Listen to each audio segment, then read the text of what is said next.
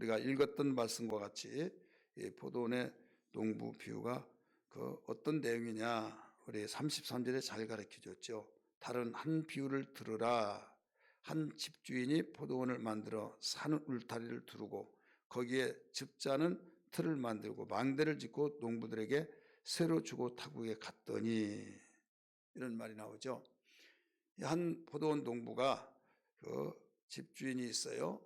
이 포도원 농부가 집주인이 산 울타리를 치고 또 거기에 즙자는 틀도 만들고 망대도 짓고 이 농부들에게 새로 주고 외국에 갔다 이거죠. 열매를 거둘 때 이제 각각 종들을 보내서 이제 새를 받아가지고 오라, 이렇게 심부름을 보냈어요.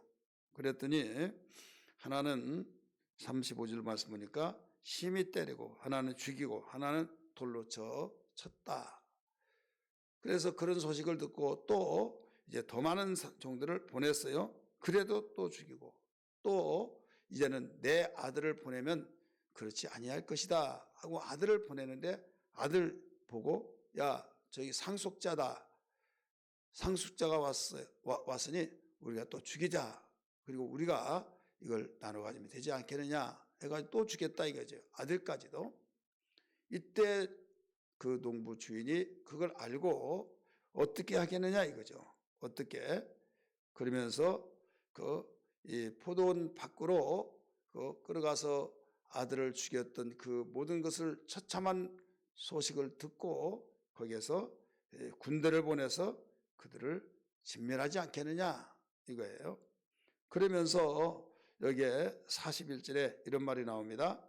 모든 정리를 하고 난 뒤에 이제 세를 받을 만한 자를 세워서 농부에게 새로 줄 것이다 말씀하시면서 예수님이 너희가 건축자들의 버린 돌이 모퉁이의 머릿돌이 되었나니 이것은 주로 말미암아 된 것이요 우리의 눈에 가도다 기이하도다 이런 말씀하셨죠.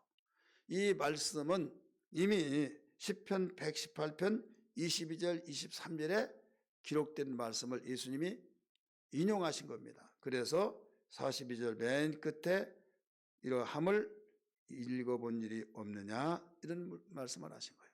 자, 오늘 우리는 포도원 농부 비유를 예수님이 가르쳐 주시면서 여기에서 핵심된 내용이 뭐냐, 무엇을 가르쳐 주기 위해서 비유로 말씀하시느냐 43절에 가르쳐 주고 있습니다.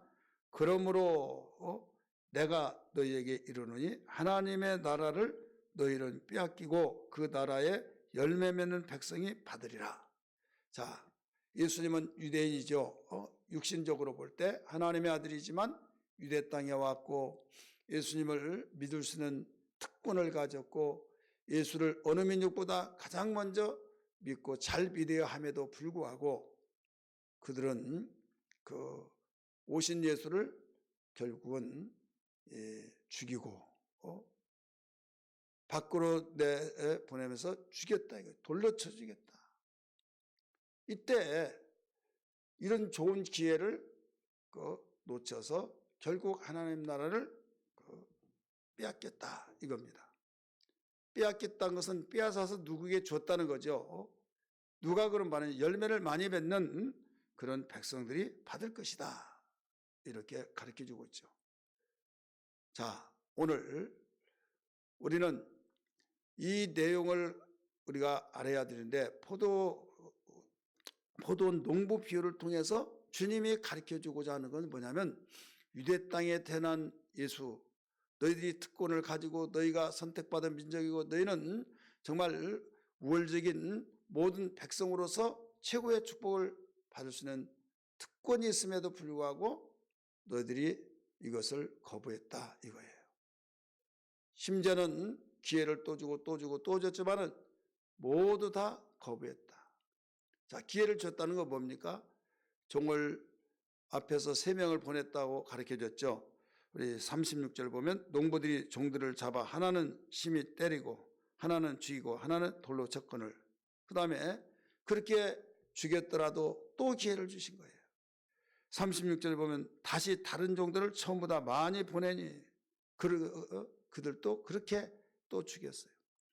그리고 또 후에도 또 보냈어요. 나중에는 최후의 마지막으로 아들을 보냈다. 아들은 누구예요? 예수 그리스도죠. 예수님을 이 땅에 보내시는데 그 예수는 아들이기 때문에 이제는 영접할 것이다 했음에도 불구하고 오히려 상속자가 왔다 해서 돌로 쳐 주겠다 이거죠. 이렇게 기회를 줬음에도 너희들은 그 기회를 포기하고 오히려 짓밟았다. 그러면서 건축자의 돌을 말하고 있죠. 건축자가 머릿돌을 건축하면서 돌을 다 이거 남았으니까 필요 없다 버렸을 때 지나가는 사람이 야 너무 좋다 해서 그걸 갖다가 머릿돌로 삼았다. 그러니까 그들은 버려졌지만은 필요한 사람은 그것을 가지고 와서 귀히 여겨서 머릿돌을 삼았다. 자기들이 먼저 예수를 믿을 수 있는 절호의 기회가 되었고 최고의 특권이 있고 최고의 수없는 기회를 주었음에도 불구하고 버려버렸다. 예수를 버렸잖아요. 이때 이방인들이 예수를 모시고 예수님이 주는 그리스도 살아계신 하나님의 아들이라고 구세주라고 영접해서 예수를 믿고 있다 이거죠. 그래서 결국은 그들은 하나님께 많은 열매를 거둬서 그 이방인들이 먼저 하나님 나라를 받을 것이다. 이걸 가르쳐 주었어요. 유대인들은 예수를 믿지 않으므로 기회를 포기하고 그래서 하나님의 나라는 왕이 있을 때 하나님의 나라가 이루어지죠. 이런 벌통 아시죠? 벌을 키우다 보면 왕벌이 나오면 이제 분리를 시킵니다. 왕벌이 없이 아무리 벌떼가 많다 할지라도 왕벌이 하나밖에 없으면 그 벌통은 하나밖에 안 되는 거예요. 왕벌이 많이 있으면 그 왕벌에 따라서 벌통을 나누면 계속 늘어납니다. 마찬가지예요. 여기에서 예수님이 하나님 나라라. 그래서 회개하라 천국이 가까웠느니라. 그럼 천국에 왕이 있을 거 아니에요? 하나님 나라에 주인이 있을 거 아니에요? 왕이 있다 이거죠. 그분이 예수 그리스도인데 여기에 34절에 그러므로 내가 너에게 이르노니 하나님 나라를 너희는 빼앗기고 그 나라의 열매를 맺는 백성이 받으리라. 그 나라의 열매를 맺는다. 하나님 나라에 예수님의 말씀에 순종하고 또 아멘하고 순종한 그 사람들에게는 열매가 있다 이거죠. 요한복음 15장 4절 5절 말씀 보면 특별히 5절에 나는 포도나무에 너희는 가지니 가지에게서 열매를 많이 맺는다 하는 것을 알 수 있잖아요. 그러면서 요한복음 15장 8절에 보면 열매를 많이 맺는 자는 내 아버지께서 영광을 받으실 것이요 그들은 내 제자가 되리라. 이런 말씀이 나와요. 요한복음 15장 8절에. 그래서 하나님의 나라는 누가 받느냐? 어떤 기회를 줬더라도 하나님 나라를 빼앗긴 자가 있는데 나라의 왕이신 예수님을 믿는 자가 받는 거지 믿지 않는 자는 기회를 줬다 할지라도 빼앗긴 것이다. 그런데 하나님의 특권이 아닌 것 같이 보일지라도 믿으면 바로 구원받고 하나님 나라가 그에게 주어진다. 이 말씀을 여기에 주어진 겁니다. 그래서 이런 포도원의 비유를 말씀하고 있는 거죠. 그러면서 44절에 가르쳐줘요. 이 돌 위에 떨어지는 자는 깨지겠고 이 돌이 사람 위에 떨어뜨리면 그를 가루로 만들어 흩으리라. 자, 유대인들이 바로 뜨인 돌을 예수 그리스도를 말하고 있어요. 예수의 그 권능이 바로 그에 임했을 때 깨졌다. 축복을 위해서 임한 것이라 흐트러버리기 위해서 깨뜨렸다. 이걸 가르쳐주고 있죠. 그래서 대지상들이 이런 말을 듣고 야 이거 우리한테 하는 말이 아니야? 괘씸한 거 감히 우리에게 이 말을 해?